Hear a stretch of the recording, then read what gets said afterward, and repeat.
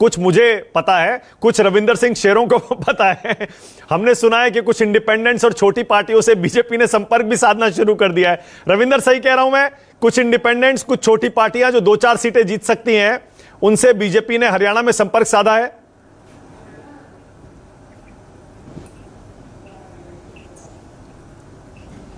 रविंदर, सुन पा रहे हैं?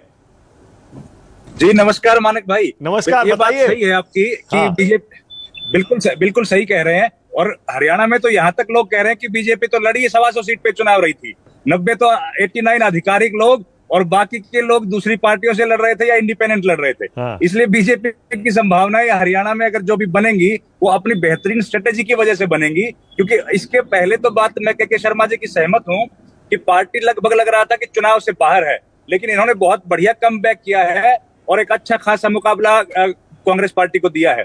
और एक और बात जो आपके सर्वेक्षण में आई कि केवल 1% लोग चाहते हैं कि दोबारा से मनोहर लाल खट्टर मुख्यमंत्री बने। और यही बीजेपी की खराब स्थिति का कारण भी है कि जो व्यक्ति 9.5 बरस तक मुख्यमंत्री रहे, आज वो केवल 1% लोगों के पसंदीदा है।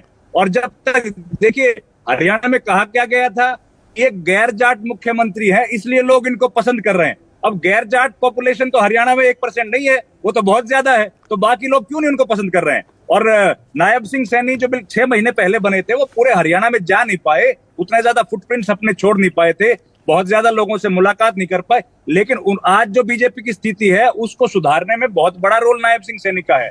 उन्होंने अपने मुख्यमंत्री निवास के दरवाजे खोल दिए थे, 2-2 बजे तक लोगों से मिलते थे और 9.5 बरस तक जो दरवाजे बंद रहे वो आखिरी 6 महीने में खुले। और 6 महीने में खुले तो बीजेपी सम्मानजनक स्थिति में वहां पर दिख रही है। और जो कमबैक किया है वो वाकई में, वैसे तो कल नतीजे आएंगे, लेकिन अभी तक जो कमबैक दिख रहा है वो काबिले तारीफ है। ओके रविंदर, बड़ी इंटरेस्टिंग बात कह रहे हैं आप, बहुत दिलचस्प बात कह रहे हैं आप कह रहे हैं बीजेपी ने कमबैक किया है, यानी एग्जिट पोल के गलत होने की संभावना दिख रही है आपको भी?